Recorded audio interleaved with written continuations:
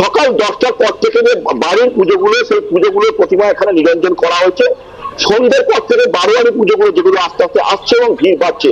আমি দেখাবো যে ইতিমধ্যে এই যে এলাকা, এই গার্ডেন এলাকায় ঘিরে দেওয়া হয়েছে এবং এখানে এক এক করে প্রতিমা আসছে। সেই প্রতিমাগুলোকে গার্ডেনটা সরিয়ে নিয়ে আসা হচ্ছে, কিন্তু প্রতিমার সাথে যারা কর্মকর্তা রয়েছে তাদের 2 থেকে 3 জন তারা ঢুকতে পারছে। এরই পাশাপাশি প্রতিমাগুলোকে নিয়ে যাওয়ার জন্য এরা সুন্দরবন থেকে এরা এসছেন।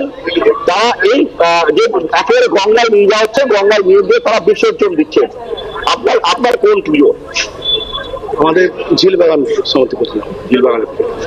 কত বছর এবার ব্যবস্থা কি দেখলেন? এবারে ব্যবস্থা ঠিক আছে, ভালো। এবং প্রতিমা আস্তে আস্তে এক এক করে আসছে, কিছু সময়ের অপেক্ষা, এবং তারপরে এখানে প্রতিমা নিরঞ্জন হচ্ছে। আমি যদি ঘাটের চিত্র তোমাকে দেখাই, যে ইতিমধ্যে ঘাটে যে প্রতিমাগুলো রয়েছে সেগুলো আস্তে আস্তে বিসর্জন হয়ে গিয়েছে এবং কাঠামোগুলো কিছু সংখ্যক মানুষ আছে, তারা কাঠামোগুলোকে নিয়ে চলে যাচ্ছেন। এবং পুলিশের নিরাপত্তা, পুলিশের যে ব্যারিকেড থেকে পুলিশের নিরাপত্তার এখানে যথেষ্ট পরিমাণ দেখা যাচ্ছে, আলোর পর্যাপ্ত আলো।